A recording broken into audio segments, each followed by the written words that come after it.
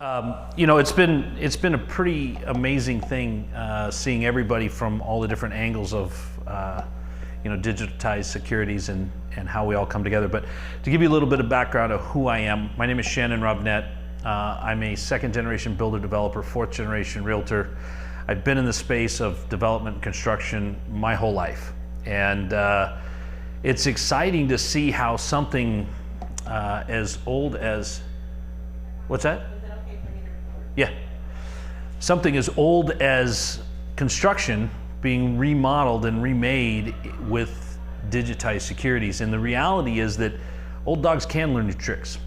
Chris and I were just laughing because really our last PPM that we sent out 2 months ago was with DocuSign, right? And now here we are, we're doing our first digitized asset offering this next week on a platform that we had built with Vertala, right? And so it's amazing how quickly that space changes. But the thing that we saw in that is I'm standing there having been in real estate, having been in investment properties my whole life, sitting here realizing that the lockup period can be eliminated, right? And that's where we really kind of focus on making illiquid assets liquid again. And how do you really do that? Because what you see in the marketplace is not that. But we started out here with a little thing called definition, right? And it's funny because when you look at the definition in Investopedia, it says not easily converted into cash. So I guess we got to kind of update Investopedia about what else you might want to convert it into besides cash, right? But the reality is that when we look at what syndicated funds are, and I'm going to assume most of you are familiar with syndications, but syndications are just a fancy word for partnership. And it's where a group of guys get together, guys and gals get together and create an LP-GP situation. One person is making the decisions and is moving forward in the space as far as the development of the asset. And the LPs are passive in that, so they're not doing much, but they're enjoying the benefit of being involved in whether that's a large-scale development, whether that's multifamily or other forms of commercial real estate. We're even seeing that in we've got some friends that are doing syndications in carbon credits, syndications in the field of Bitcoin mining, right? So we're seeing all kinds of applications of syndications, but there's basically just the director, the general partner, and the limited partners. But the reality is everybody else that got in on the LP side has to do everything that the GP says, and they have to go along for the ride. And if the GP wants it to last 5 years, it's going to last 5 years. If the GP wants it to last 2 years because he wants to exit early, then it's a 2-year deal. And nobody in the LP side really has much of a choice in that until you start with the tokenization process. And when you start with the tokenization process and you go through the lockup periods, depending on what exact format you use, whether you're doing something in a 506B or a C or CF or Reg A+, you're dealing with different lockup periods. But the reality is at some point, much sooner than the exit of the GP of the initial investment, you're able to go to a secondary market for liquidity. See, this is a side effect of what liquidity can be because of tokenization. So when you look at security tokens, they'll completely change the access to previously hard to create liquidity with high refi costs or need to sell assets because we're no longer bank controlled, right? If you go back to the real mission statement behind blockchain, it's about decentralizing it. And when you look at a typical deal that we do has 2%, 2.5% finance costs in there. By the time you go with your soft costs, your hard costs, your points, your loan origination, all of those kinds of things, with tokenization, you don't have that. And the person that gets to decide when and if they want to move the tokens is the one that issued them, or the one they issued them to, right? And so the reality is that in a very short period of time, you're able to exchange those tokens at your discretion. We know that a lot of times in our syndications, everybody sets a limit, 50,000, 100,000, that really kind of in a lot of ways limits who can be involved. The reason that we do that is because we just finished a raise for about 15 million on an apartment complex, and we had, Chris, 45 investors on that? But can you imagine if we did that in $100 increments? right? It would be mind-boggling what you would have to do if you had to go pay that out on a monthly basis. But with the blockchain technology, with this digitizing that security, you create a digital record that you don't have to manage. It's a distributed ledger by definition, right? So the reality is now it opens the doors to say, hey, we can lower that minimum investment amount. We can now make that liquid, right? So by combining digitized securities, tokenization, and real estate, you can get to higher cash flows. Well, how is that? Well, let's think about that. From a syndicator's point of view, we're going to go in and the best example is using a value-add product. So we go in and we buy an apartment complex for $10 million. We put 20% down, 25% down, so we capitalize $2.5 million. We bring in another $1 million in CapEx. We repaint the building, put new deck chairs by the pool, raise the rents $100. We've now changed that from a $10 million asset to a $15 million asset. And then in about 2.5 years, we're going to refinance that. We're going to spend 2 points. And with that, we're going to return most of the LP capital, right? But what if after 366 days, the lockup period required for a 506B, you were able to decide that you wanted to liquefy that? And you were able to look at that and say, wow, I'm okay making 20% on my money instead of waiting for better than that when we get to a $15 million valuation. I want to liquefy now. It puts you in that driver's position to be able to do that through the tokenization process. So the liquidity inside of this is really amazing. The other thing that it's going to be able to do is in generation of wealth. One of the things that we're looking at in our platform is turning this, as soon as we've gotten our syndications up and running and got that platform where we're introducing syndicators and investors, because as syndicators you have too much deal and then you have too much money and on and on and on. But turning this toward the tenant, right? And if you think about what a tenant has learned to understand, they've learned to understand that if you ever want to get out of an apartment, you put your money in the bank. And the bank's going to pay you 0.001% on your savings until you've saved up enough money for a down payment on a home.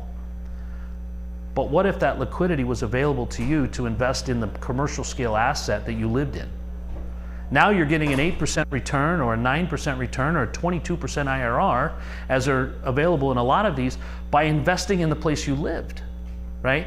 So there again, it creates a liquefying event for investors to come on board, to get out when they want, for tenants to get in there, to begin to create wealth.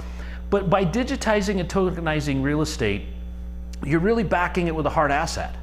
So it answers a lot of the questions behind, and I know you guys all know this, answers a lot of questions behind how are we really believing in this technology, right? It answers the question of what is behind Bitcoin, right? I'm tired of answering that question for my dad. I'm just done explaining it, right? But the reality is when you're backing it with hard assets, you're hedging against inflation, you've got something that produces cash flow, and you've also put it in a space that allows people to continue to have control of that, to continue to trade that, and to continue to be in control of that.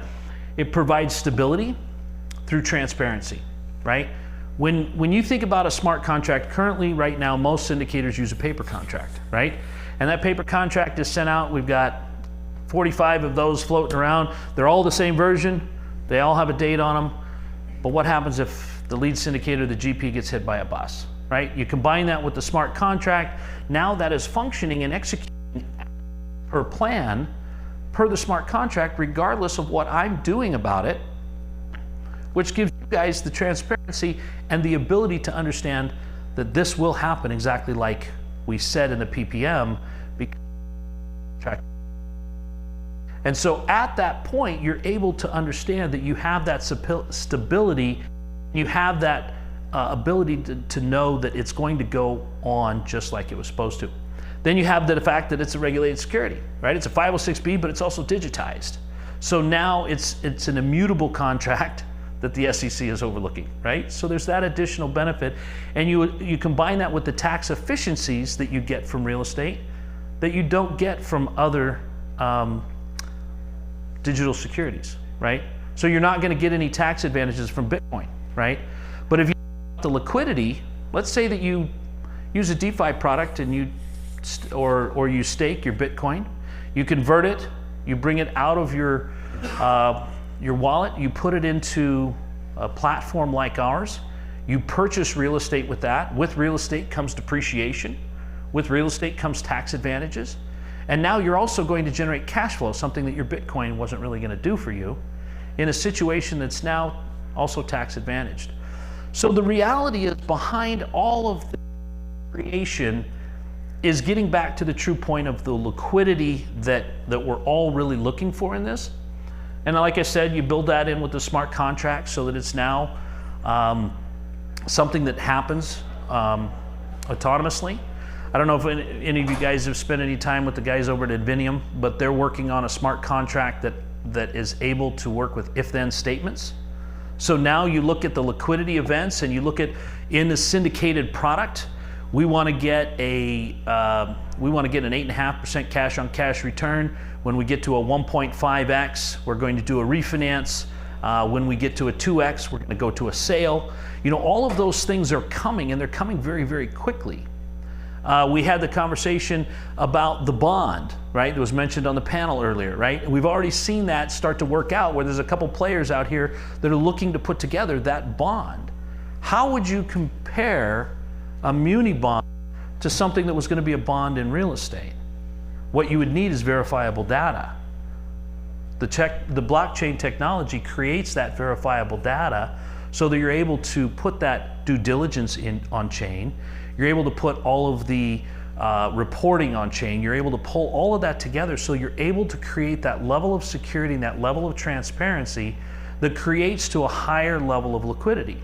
As we all know, the riskier things are, usually the less liquid they are, right?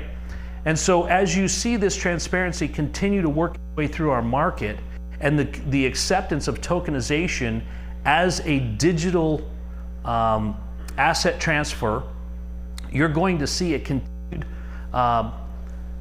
level of liquidity come to assets just like this, and the DeFi rates are likely to continue to escalate, where you'll be able to get 60 and 75% loan to value on tokenized real estate, allowing you to free up the capital that was previously locked up in some of these deals.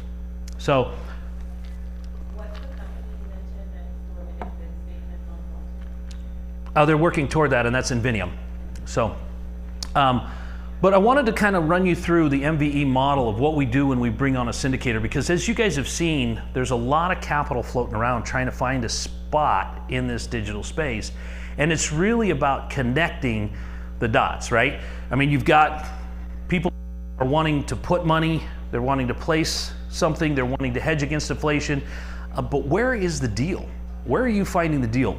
And so I just thought we'd bring on the onboarding process of when we bring on a new syndicator, and we've gone through that vetting process and we've checked their track record, we've seen what their other projects are, we've spent the time and the effort to make sure that they are the right kind of people, because good real estate happens to bad people, and bad real estate happens to good people. It's just a matter of how the operator handles it.